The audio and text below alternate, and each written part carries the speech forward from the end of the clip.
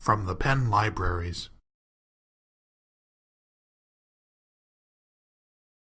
All right, so I'm going to go ahead and start. I initially planned to do a webinar as part of the half an hour, but the vendor was not so comfortable since we're streaming it live on Hangout on Air. So I'm going to go ahead and do my best to talk about this product, and then we're going to schedule a workshop probably in January that will be much more detailed, where the people who know this inside out can talk about it. So you're going to be hearing not from an expert, but from somebody who got excited about this and decided to try it out. So just be kind with your questions, because chances are I won't know the answer. So I'll say that up front. So first thing I wanted to do is talk a little bit about why this was even of interest to me, or how I got excited about it. And it goes back to a retreat that we had for the Weigle Information Commons with the central HR office. I'm going to pass out a couple of handouts so you can see what came out of that.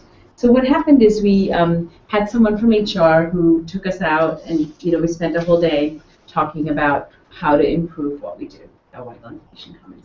At the end of the session, she gave us a regular survey form, the same kind that we use here. Every time anybody attends a workshop, we give everybody a form that says, how can we improve what we do? Do you have any good ideas for us? What went wrong? How could we be better? So it was a very similar form to what we use every day.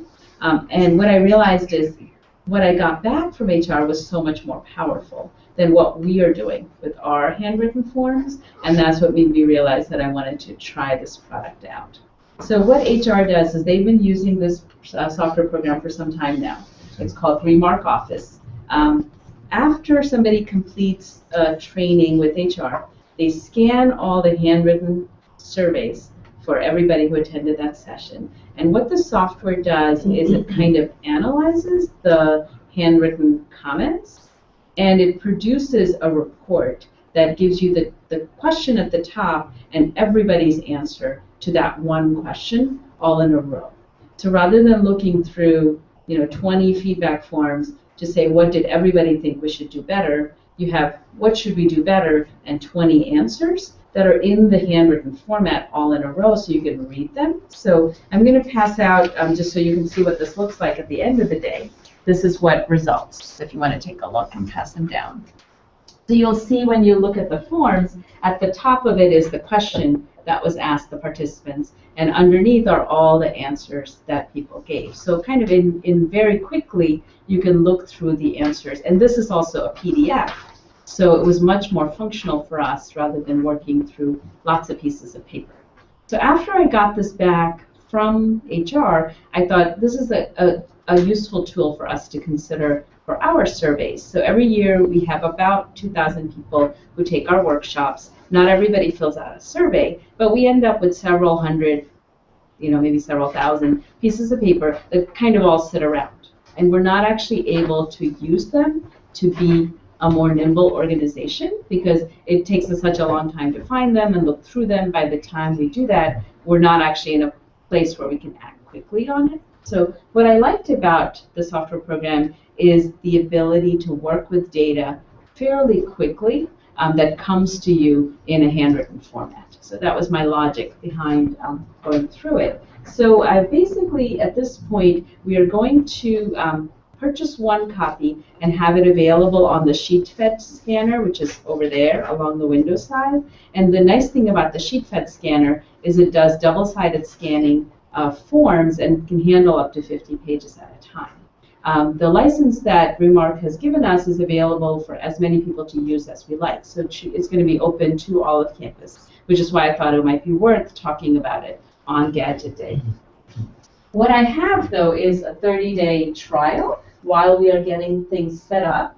So first I just want to discuss what the process looks like. Basically what happens is you do have to change the forms that you use to be more machine readable. So the WIC form that we have right now has, needs improvement, good, excellent, and you circle the answer, and that won't work with this software. So we are going to need to make some changes in the way the form itself looks. But once we do that, we will be able to take a blank form and scan it in. And the scanner I use to get started with this is this little gadget that's available for people to borrow. It's called a Doxy scanner.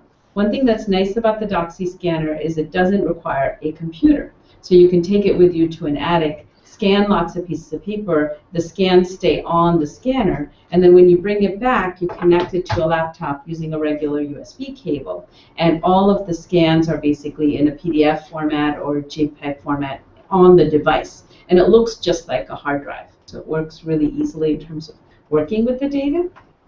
So let me go ahead and switch this to my laptop and show you how far I've gotten with this so far. And as I mentioned already, I'm just starting out on it. But there are some things about it that I thought were pretty powerful. So the logic behind the Remark software is you basically create a form template. So if I decide to make a new form template, I can make it from any item. So what I did is I scanned our student worker timesheet, because that's something that's done on paper, and it's done every week. So I thought it was kind of easily accessible. So if I do a student form, I hit next, and then I have to find, I've already scanned this and saved it on this laptop just to get ready for today. So this.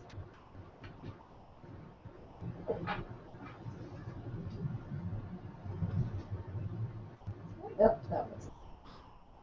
I think I've actually made a template already. So.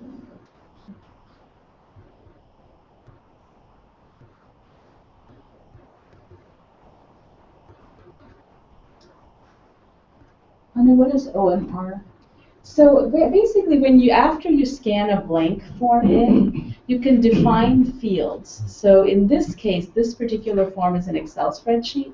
So some people could type on it and other people could handwrite on it. So I've made it into a field that when I define a region on my form, if I define an OMR region, let me just go ahead and do this to show you what it looks like. It basically allows like a multiple choice question. So OMR would be a good choice for a test with multiple choice answers. The one I ended up using quite a lot is this insert an image region. So these are basically insert an image. So here's a supervisor's signature, and it comes in as an image clip. And one thing that's nice is you can set a particular field on your form to be both data entry and an image clip, and then somebody could just quickly type out what they see. So it's really efficient for data entry too. And this is where I feel like the qualitative research aspects of this software are substantial.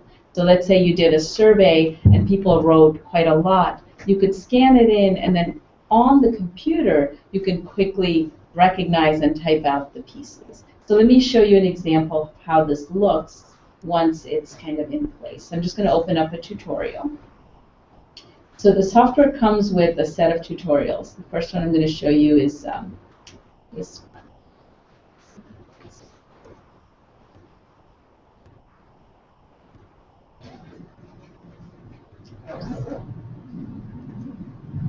All right.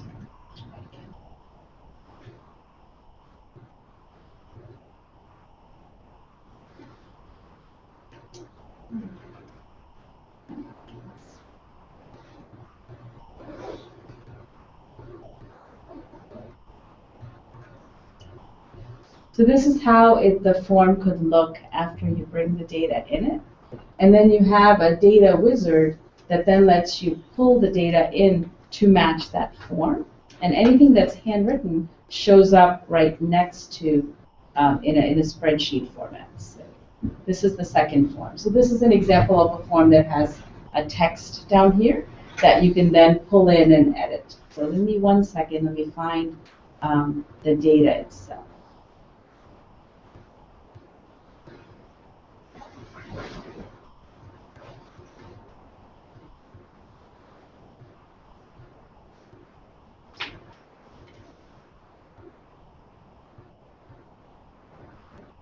I'm just going to open it up again. When you create a template, Sure. is that where you're receiving the scanned information, or is that the form that you use to give to people to fill out? So the template basically sets up the structure. So if I now do the read wizard, this should now open up the data. So I'm going to go ahead and open. So this is after your data is in. So these are all different people who filled out this particular survey. And the form template is like your blank survey. What's nice is after you scan it in, anything it can't recognize, it actually gives you a little insert. So you can see it flags items where it was not able to figure out what the person said. So here's one with strongly agree, and the person actually marked both strongly agree and agree, and so it flagged it as something that has to be handled manually. So a person could look at this and then change this to be, well, it's pretty clear they want to do agree because they crossed it out. So you're kind of using that human aspect, and the same process works. So here's another one that was, it found this unusual. Somebody marked off 2 things, and I can just change that to 4. And then if I scroll over, what's here are actually the handwritten comments, which I thought was one really powerful. So you could set it up as a data entry, and then somebody could just type this in, and now you would have all of your data in a machine-readable form. So if you had a survey that was partially done online and partially done on paper, it provides a way to kind of bring things together. The other thing I thought was noteworthy about the program is it made it really easy to find the data later, because all of the images that it scans go into a set directory. So if I go into Remark Office, oops, I'm in the wrong place. There's basically a section that has all of the images in it. So if I go to Files, so under the Remark Office section, it will have in one directory all of the images. So these are all of the images. If I go back to my Windows Explorer,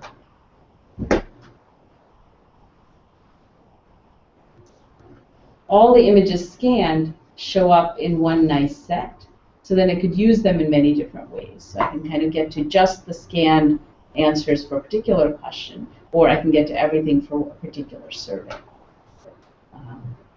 Sorry, it's not behaving exactly as I wanted. Go ahead, Martin. So could you do a custom output that would just, you could say, I want to show these 2 fields, side by side, and you could just say that again. What would you want to be doing with your so that people could, without having to go through all of the retyping and such. So you'd have the images of what people's comments were, and then let's say their status, what type of customer they were or whatever, and that way be able to kind of get. So once you've scanned your data in, it comes out in this kind of a spreadsheet mode, and this can get exported for Excel or Access or something like that, and it has the multiple choice data right next to the details. So you can see as I'm going through, I'm actually paging through the handwritten survey. So it makes it easy to kind of look through the handwriting. If I was going to read all the comments, I could just go through like that.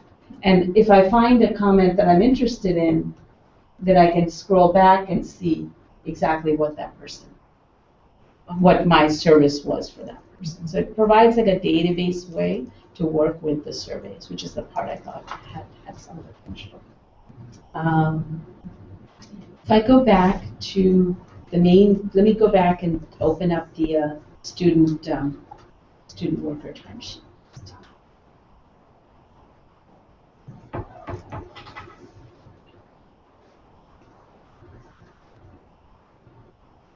So this is what I started with, is I basically scanned this timesheet, which was done in Excel, and then I hand wrote on it and scanned the handwritten version just to walk through how this could work.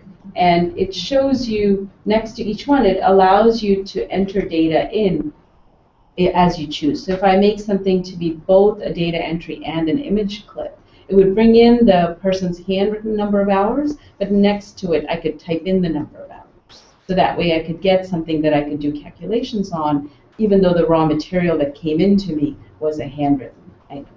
And so that was the part that I was trying to get to, is how could I take things that come into us in a handwritten format and make them something that I can then analyze it in a spreadsheet program.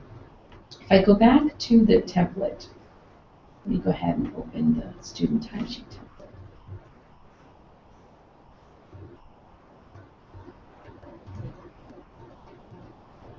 It had an awful lot of flexibility in terms of the types of regions. So if I go back to defining the region, and the one I ended up using the most, as I said, was this image region. So if I change this from an image region and I make it into data entry and image clip, on the resulting spreadsheet, it actually gives me two fields. One for the people who did it in Excel and printed it out, that it was able to recognize the typewritten form data, and one for people who handwrote. So the same form could be both handwritten and typed up, and you could analyze both sets of data using a single spreadsheet. And that was, I thought, one of the things that I was glad to see. So I think that's pretty much all I know about it so far. I'm going to go back to their website. Add up here. It has a lot more capability than what I'm aware of, as I had said. And the main ways in which people, I think, are using it are for surveys and feedback forms. So we'll let you know maybe by the next Gadget Day how our process goes. We'd like to start trying it out for our feedback forms and see if it makes it easier for us to get information from a workshop and to be able to use that information to improve what we do soon rather than recurrent. Dave, were you going to ask a question? Well, I think several of us here are interested in whether this can be used to grade. Well, they have a special version that's made just for testing. Grading bubble sheets. Yeah, so we're going to take a look at that. With the setup that you're going to have out here, where do the results get written? And are you at risk of leaving your results file on a shared multi-user computer? So when I talked with the representative, she said that the entire system could run off a USB. So you can choose where it stores your files. So I think that would be our recommendation, is that you would bring your USB or hard drive with you, plug that into the scanner computer, and then make sure you set the Remark demo so that everything gets saved onto the USB. The machine that the scanner is hooked up to right now erases itself every 2 days. It's on the image wipes out. So nothing could stay on there for very long anyway. But the idea would be to make sure that everything is set up so that the templates and the raw data and the images that it produces are all on a USB or some external hard drive. One thing that's nice is that it doesn't actually have to be on the computer. The license is computer-based, but it doesn't have to be on the computer that physically connects to the scanner.